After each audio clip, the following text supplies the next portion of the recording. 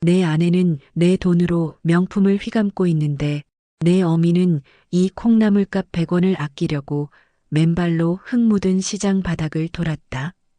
이 가계부 잉크가 닳도록 내가 뭘 위해 살았는데.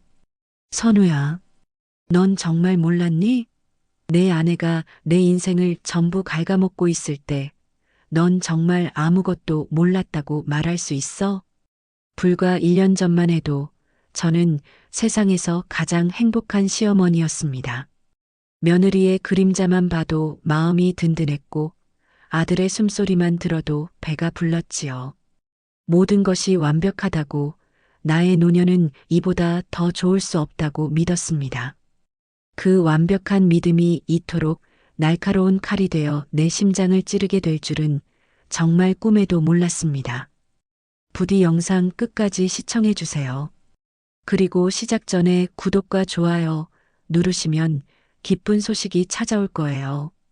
여러분 가정에 평온함이 가득하길 바랍니다. 그럼 오늘의 사연을 시작하겠습니다. 제 나이 68. 제 이름은 이정숙입니다. 남편 먼저 하늘로 보내고 30년을 억척같이 살아 아들 하나 번듯하게 키워 장가 보냈습니다. 이제는 아들 내외와 함께 사는 아파트에서 손녀 재롱 보며 사는 게 내 인생의 가장 큰 낙이었지요. 특히 며느리 유진이는 제게 딸이나 마찬가지였습니다. 동네 사람 누구를 붙잡고 물어봐도 우리 며느리 같은 효부는 없을 거라고들 했으니까요. 어머니, 아침 진지 드세요. 어젯밤에 잠은 잘 주무셨어요? 그럼 내 덕에 이 늙은이가 매일 호강하며 산다. 너도 얼른 앉아라. 아니에요, 어머니. 선우 씨랑 서연이 먼저 챙겨야죠. 유진이는 늘 저보다 아들과 손녀를 먼저 챙겼고 그런 모습이 제게는 참 예쁘고 기특했습니다. 제가 시장에서 콩나물 한 봉지를 사와도 그걸로 3가지 나물을 뚝딱 만들어내는 살림솜씨는 또 얼마나 야무졌는지 모릅니다. 아들 선우도 그런 아내를 끔찍이 아꼈으니 저는 이만하면 내 인생 참 잘 살았다 싶었습니다. 어머니, 오늘 하루는 어떠셨어요? 어디 불편한 데는 없으셨고요? 불편하긴. 내 마누라가 이렇게 지극정성인데. 너는 회사 힘든 일 없냐? 그럼요.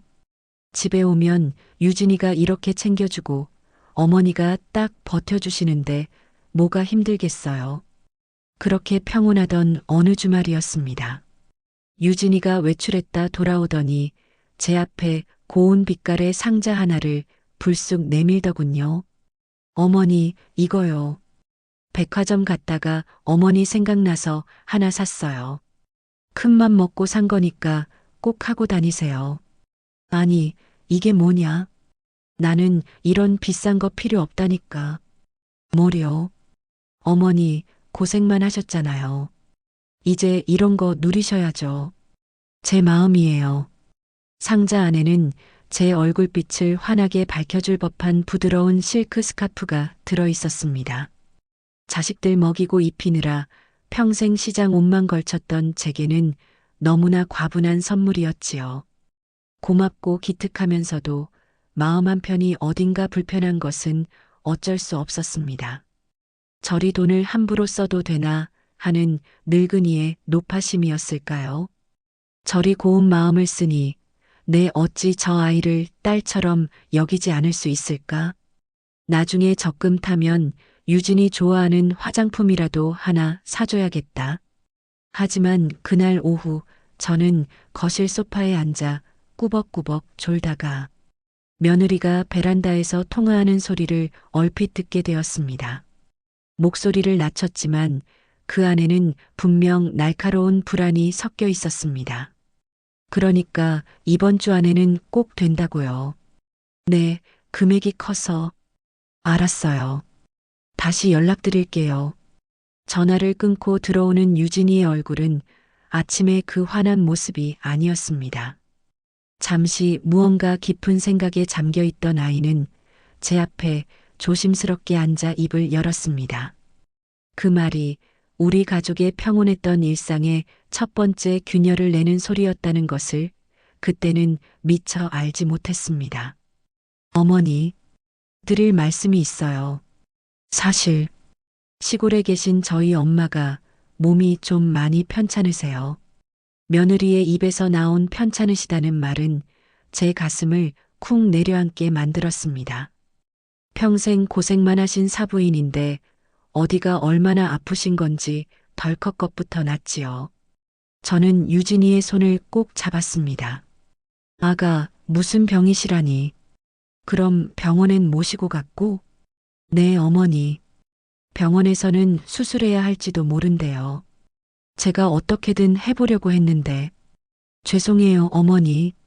유진이는 금방이라도 눈물을 터뜨릴 듯한 얼굴로 말을 잇지 못했습니다. 자식된 도리로 부모 병원비 하나 제대로 못 해드리는 자신이 너무 한심하다며 고개를 숙이더군요. 그 모습에 제 마음이 어찌나 아팠는지 모릅니다. 남일이 아니었지요.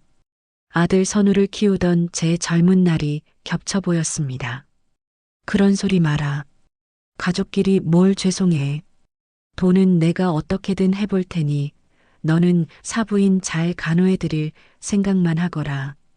그렇게 처음 500만 원을 며느리에게 건넸습니다. 제 비상금 통장을 깨서 내어준 돈이었지만 하나도 아깝지 않았습니다.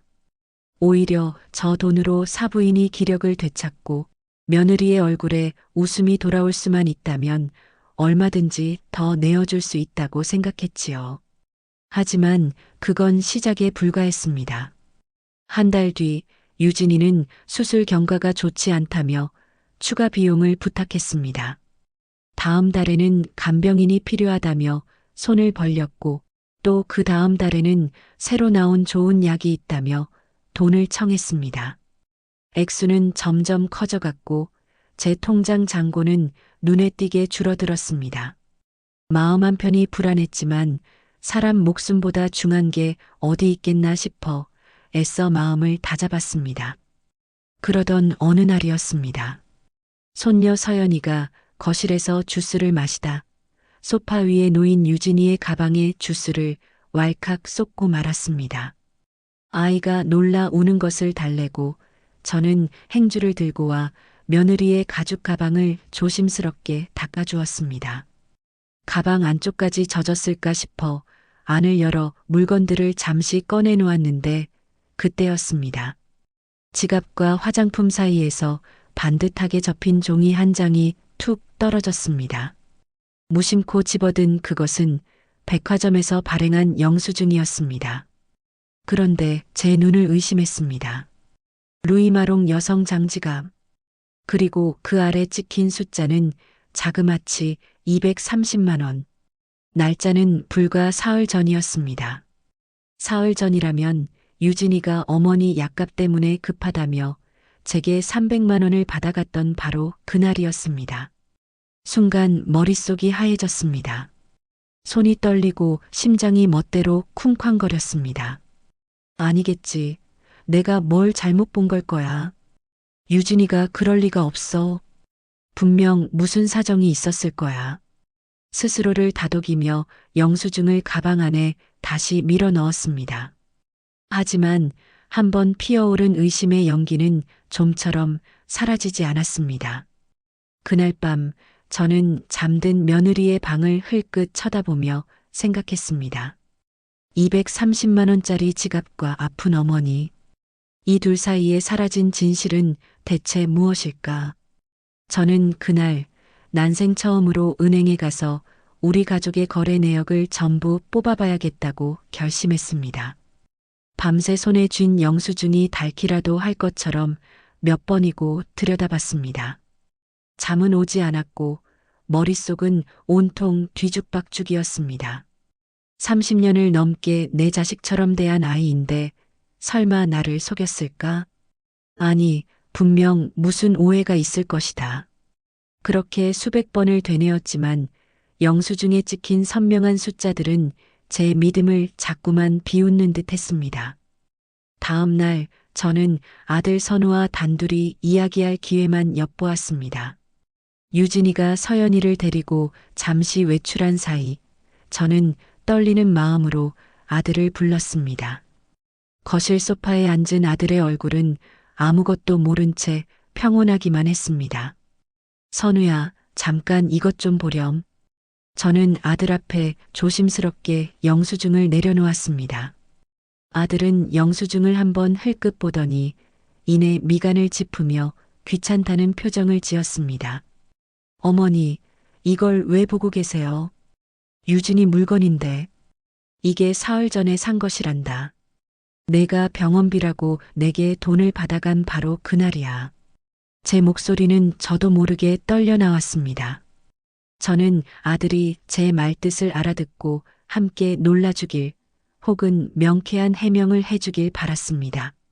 하지만 아들의 입에서 나온 대답은 제 가슴에 비수처럼 날아와 꽂혔습니다. 그래서요? 유진이가 스트레스가 많아서 뭐 하나 샀을 수도 있죠. 그리고 어머니, 그 돈 이제 저희 돈이잖아요. 그걸로 뭘 사든 저희가 알아서 하는 건데 어머니께서 너무 예민하게 생각하시는 것 같아요. 예민하다니요. 제 평생에 모은 돈이 어디로 갔는지도 모른 채 그저 며느리를 믿고 억장이 무너지는 심정으로 내어주고 있는데 제가 예민한 것이라니요. 아들의 그 무심한 한마디에 제 세상이 무너지는 것 같았습니다. 아들은 제 편이 아니었습니다. 처음부터 끝까지 제 아들은 그저 며느리의 남자일 뿐이었습니다. 어머니, 저는 유진이 믿어요. 그러니까 어머니도 더는 유진이 의심하지 마세요. 괜히 이런 일로 집안 시끄러워지는 거 싫습니다. 아들은 그 말만 남기고 자리에서 일어나 방으로 들어가 버렸습니다. 쾅 하고 닫히는 문소리가 마치 제 가슴을 내리치는 소리 같았습니다. 저는 한참을 그 자리에 못 박힌 듯 앉아 있었습니다. 눈물조차 나오지 않았습니다. 아들의 등이 그렇게 차갑고 낯설게 느껴진 것은 처음이었습니다. 그 순간 깨달았습니다. 이제 이 집에서 내 편은 나 자신밖에 없다는 것을, 내 아들이 아닌 며느리의 남편이 된 저 아이에게 더는 기댈 수 없다는 것을요. 좋습니다. 그렇다면 저 아이들이 감추고 있는 진실이 무엇인지 이제부터는 제 손으로 직접 밝혀내야만 했습니다. 아들이 제게 등을 돌린 그날 이후 우리 집에는 차가운 얼음벽이 세워졌습니다. 아들은 아침 저녁으로 제 눈치를 보며 말을 아꼈고 며느리는 오히려 아무 일 없다는 듯 제게 더욱 살갑게 굴었습니다. 그 계산된 상냥함이 제게는 가시방석보다 더 불편했지요. 어머니, 시장 가시게요? 제가 모셔다 드릴게요. 어머니, 이 반찬 새로 했는데 입에 맞으세요? 저는 그저 말없이 고개를 끄덕이거나 짧게 대답할 뿐이었습니다. 며느리의 얼굴을 마주할 때마다 목구멍까지 치미는 질문을 억지로 삼켜야 했습니다. 내가 산 그 230만 원짜리 지갑은 어디에 두었니? 하지만 물을 수 없었습니다. 한번 터지면 걷잡을 수 없이 모든 것이 무너져 내릴 것만 같았습니다. 혼자 끙끙 앓던 며칠이 지났을까요? 아파트 재활용 쓰레기를 버리러 나갔다가 평소 가깝게 지내던 아랫집의 김 여사를 마주쳤습니다. 그녀는 늘 사람 좋은 웃음을 지으며 제게 먼저 말을 걸어오는 따뜻한 이웃이었습니다. 어머, 정숙 씨. 얼굴이 왜 이렇게 반쪽이 됐어? 어디 안 좋아? 아니에요, 영희 씨. 그냥 나이 드니 잠이 없어져서 그래요. 애써 웃어 보였지만 지친 기색은 감출 수가 없었나 봅니다. 김 여사는 제 손을 덥석 잡으며 걱정스러운 얼굴로 말했습니다. 그래도 병원 한번 가봐. 근데 정숙 씨는 좋겠어. 며느님이 저렇게 싹싹하고 야무지니. 아이고, 말도 마. 지난주에 백화점 갔다가 우연히 봤는데 어쩜 그리 기품이 있는지 몰라. VVIP 라운지에서 커피 마시는데 꼭 재벌가 사모님 같더라니까. VVIP 라운지. 그 한마디가 제 귓가에 천둥처럼 울렸습니다. 친정 어머니가 아파서 병원비를 걱정하는 사람이 갈 곳은 아니었지요. 저는 아무렇지 않은 척 태연하게 되물었습니다. 어머, 그랬어요? 유진이가 워낙 꾸미는 걸 좋아해서. 그럼 시어머니 저렇게 잘 모시면서 자기 관리도 하고 아무나 하는 거 아니지. 정숙 씨는 정말 복 받았어. 김 여사의 칭찬은 더 이상 제 귀에 들리지 않았습니다. 머릿속에서는 백화점과 병원이라는 두 단어만이 맴돌았습니다. 이웃과 헤어지고 집으로 올라오는 내내 심장이 주체할 수 없이 뛰었습니다. 이전까지는 그저 막연한 의심이었다면 이제는 명확한 확신이 들기 시작했습니다. 며느리의 세상은 내가 알고 있는 세상과 완전히 다른 곳에 있었습니다. 그날 밤 저는 잠들지 않고 창밖을 내다보았습니다. 아들의 방에서는 희미한 불빛이 새어나오고 있었습니다. 저 불빛 아래에서 내 아들은 과연 무엇을 감추고 있는 걸까? 며느리의 거짓말을 정말 모르는 걸까? 아니면 알면서도 저 불빛 속에 함께 숨어버린 걸까? 이웃의 그 사소한 목격담 하나가 제게는 세상을 뒤집을 만큼 거대한 진실의 조각이었습니다. 이제는 더 이상 망설일 수 없었습니다. 제가 직접 그 거짓의 끝을 확인하러 갈 차례였습니다. 며칠을 뜬 눈으로 밤을 새운 끝에 저는 마침내 길을 나섰습니다. 며느리가 말했던 시골의 주소를 손에 꼭 쥔 채 이른 새벽 첫 차에 몸을 실었지요. 버스 창밖으로 스치는 풍경들은 눈에 들어오지 않았습니다. 제발, 제발 내 의심이 틀렸기를.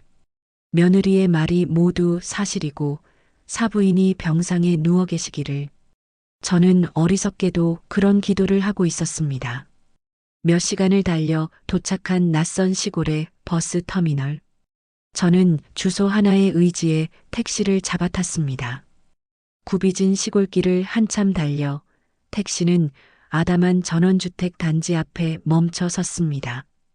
며느리가 말한 바로 그 주소였습니다. 담장 너머로 보이는 집은 아픈 사람이 사는 곳이라고는 믿기지 않을 만큼 정갈하고 평화로웠습니다. 마당에는 파릇파릇한 잔디가 깔려 있었고 창가에는 예쁜 화분들이 놓여 있었지요. 저는 차마 대문으로 다가가지 못하고 멀찍이 떨어진 길모퉁이 나무 뒤에 몸을 숨겼습니다. 심장이 발소리처럼 크게 울렸습니다. 얼마나 지났을까요? 마침내 집 현관문이 열리고 한 여자가 밖으로 나왔습니다. 제 사부인이었습니다. 그런데 그녀의 모습은 제 상상과 너무나도 달랐습니다. 환자의 옷이 아닌 눈부시게 화사한 골프 옷을 차려입은 사부인은 한 손에 골프채 가방을 들고 있었습니다. 그녀는 휴대폰을 귀에 댄 채 아주 맑고 경쾌한 목소리로 웃으며 말하고 있었습니다. 어머, 김 사장. 나 지금 막 나가려던 참이야. 오늘 날씨 끝내주네. 이따 필드에서 봐. 그 목소리를 듣는 순간 제 주변의 모든 소리가 사라졌습니다. 세상이 멈춘 것 같았습니다. 아파서 수술을 받아야 한다던 사람, 간병인이 없으면 거동도 힘들다던 사람, 그 사람이 지금 제 눈앞에서 세상 가장 건강한 모습으로 골프를 치러 가고 있었습니다. 저는 그 자리에 얼어붙은 채 사부인이 고급 승용차를 몰고 유유히 사라지는 모습을 멍하니 바라보았습니다. VVIP 라운지, 230만 원짜리 지갑, 그리고 골프채를 든 사부인. 흩어져 있던 모든 조각들이 하나의 끔찍한 그림으로 맞춰졌습니다. 이건 오해가 아니었습니다. 처음부터 끝까지 모든 것이 완벽한 거짓말이었습니다. 어떻게 집으로 돌아왔는지 기억나지 않습니다. 그저 텅 빈 버스에 앉아 창밖만 바라보았던 것 같습니다.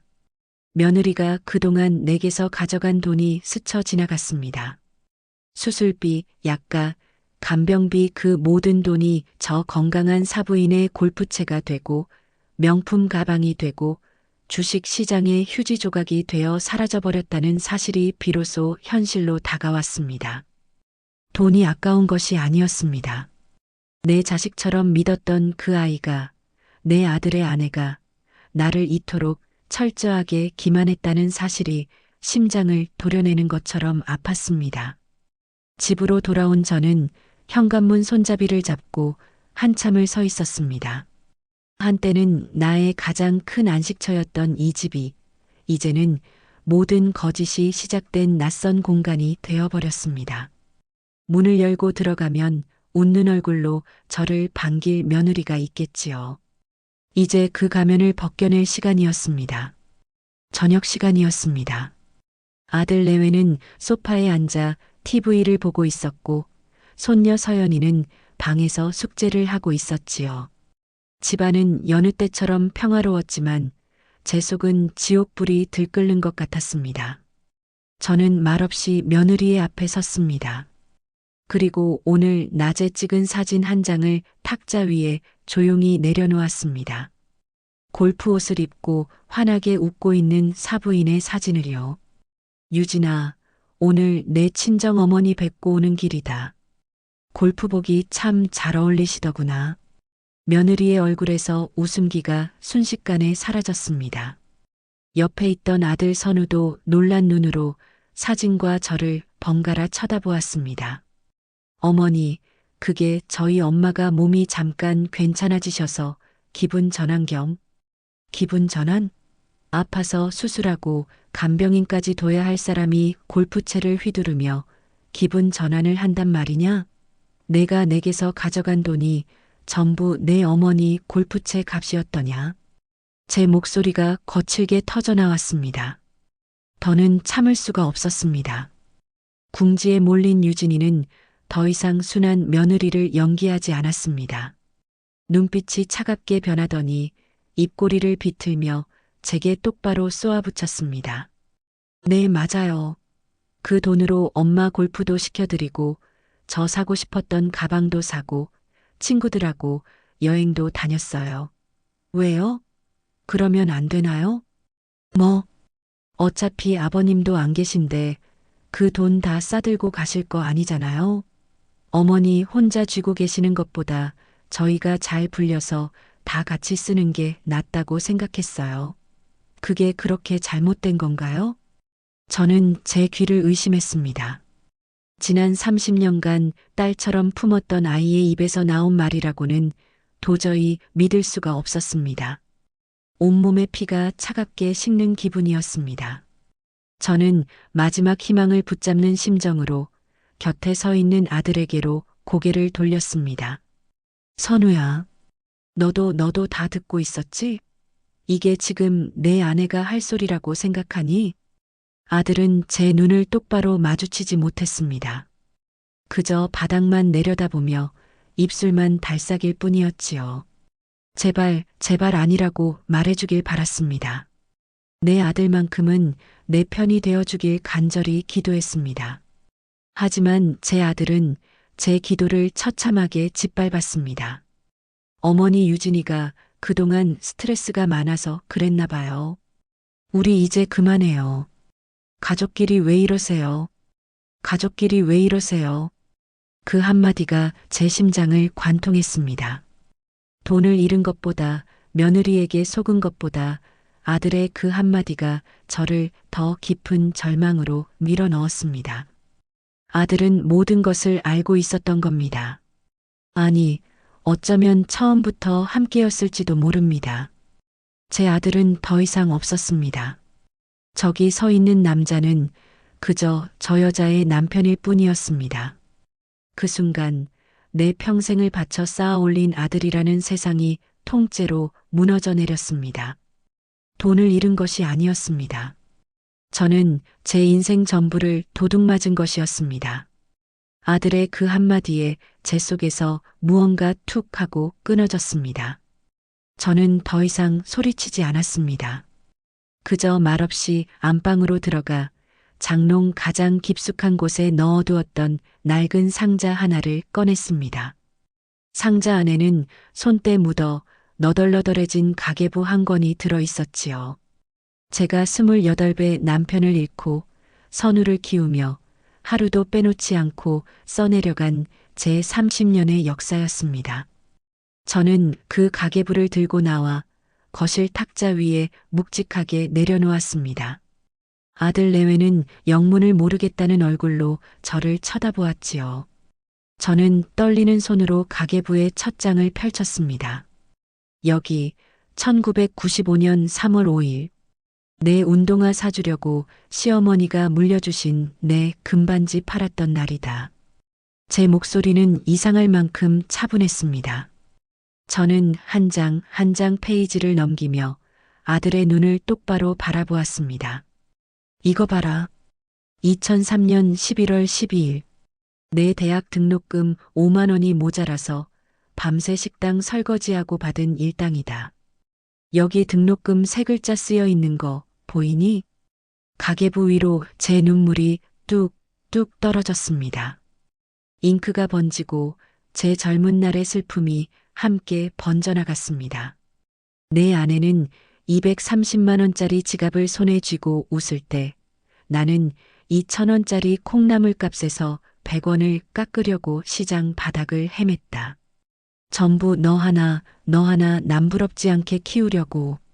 이 가계부 한 장 한 장, 한 줄 한 줄이 전부 그렇게 모은 내 피눈물이다. 그런데 내가 어떻게 나한테 이럴 수가 있어. 결국 참았던 울음이 터져 나왔습니다. 그제야 아들 선우의 얼굴이 무너지기 시작했습니다. 아이는 가계부에 적힌 제 희생의 기록들을, 그 빼곡한 숫자들을 넋 나간 사람처럼 들여다보더니 이내 툭 하고 바닥으로 주저앉았습니다. 어머니, 제가 잘못했어요.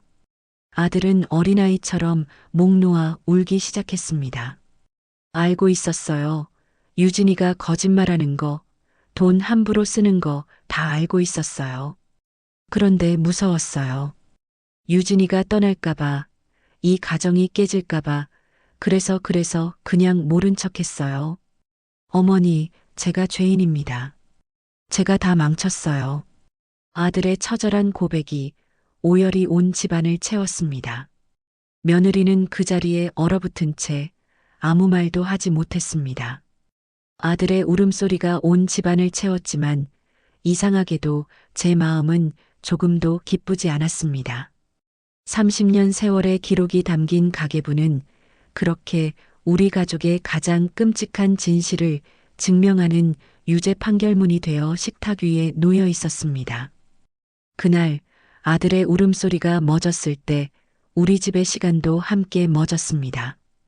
다음 날 아침 며느리의 방은 텅 비어 있었습니다. 옷가지 몇 개와 쓰던 화장품까지 자신의 흔적을 모두 지우고 밤사이 소리 없이 사라진 것이지요. 며느리는 아무런 말도 용서도 구하지 않고 떠났습니다. 아들과 나는 한 식탁에 앉았지만 밥알을 넘기는 소리마저 어색한 침묵만이 흘렀습니다. 아들은 며칠 내내 죄인처럼 고개를 숙인 채 제 곁을 맴돌았습니다. 서툰 솜씨로 미역국을 끓여내오기도 하고 제 어깨를 주무르기도 했지만 저는 쉽사리 아들의 얼굴을 마주 볼 수가 없었습니다. 용서할 수 없어서가 아니었습니다. 무너진 아들의 얼굴을 보는 것이 돈을 잃은 것보다 더 아팠기 때문입니다. 일주일쯤 지났을까요? 아들이 제 앞에 텅 비어버린 통장 하나를 내밀었습니다. 평생 나의 자부심이었던 그 통장은 이제 잔고 영원이라는 처참한 글씨만 찍혀 있었지요. 어머니, 죄송합니다. 제가 이걸 다시 채워 넣으려면 평생이 걸려도 모자라겠지만 이제부터라도 제가 갚으며 살겠습니다. 아들의 목소리는 심하게 잠겨 있었습니다. 저는 말없이 통장을 받아들었습니다. 그리고 처음으로 아들의 눈을 똑바로 바라보며 말했습니다. 돈이 문제가 아니었다, 선우야. 나는 그냥 내 아들을 잃어버린 줄 알았어. 그제야 아들의 눈에서 다시 뜨거운 눈물이 흘러내렸습니다. 저 역시 더는 참지 못하고 눈물을 떨구고 말았습니다. 우리는 그렇게 한참을 말없이 서로의 아픔을 바라보았습니다. 완전한 용서도 예전 같은 따뜻함도 아니었습니다. 그저 서로에게 남은 깊은 상처를 확인하는 아프고도 서러운 화해였습니다. 이제 우리 집에는 더 이상 며느리의 웃음소리가 들리지 않습니다. 대신 서툴게 설거지하는 아들의 그릇 부딪히는 소리가 들려옵니다. 저는 가끔 창가에 앉아 텅 빈 통장을 들여다봅니다. 평생을 바쳐 모은 돈은 한 줌의 재가 되어 사라졌습니다. 나는 텅 빈 통장과 상처로 얼룩진 아들의 마음과 돌아오지 않을 며느리의 빈자리를 얻었습니다. 모든 것을 잃고 나서야 비로소 우리는 서로의 가장 아픈 진실을 마주보게 된 것입니다. 이것이 과연 남는 장사였을까? 저는 아직도 그 답을 알지 못합니다. 이 이야기는 어떻게 보셨습니까? 평생을 바친 어머니의 희생과 믿음이 가장 가까운 가족에게 어떻게 부서질 수 있는지 지켜보는 내내 가슴 아프셨을 겁니다. 어쩌면 우리는 모두 누군가의 어머니이고 누군가의 아들이며 누군가의 며느리일지 모릅니다. 당신의 가족은 지금 서로의 진심을 얼마나 헤아리고 있습니까? 돈보다 소중한 신뢰를 우리는 얼마나 지키며 살고 있습니까? 여러분의 가정은 부디 서로에게 상처가 아닌 마지막까지 기댈 수 있는 따뜻한 안식처가 되기를 진심으로 바랍니다. 여러분의 소중한 생각을 댓글로 남겨주세요. 비슷한 아픔을 가진 분들께 그 한 줄의 댓글이 큰 위로와 힘이 될 수 있습니다. 끝까지 들어주셔서 감사합니다. 다음 영상에서 기다리겠습니다.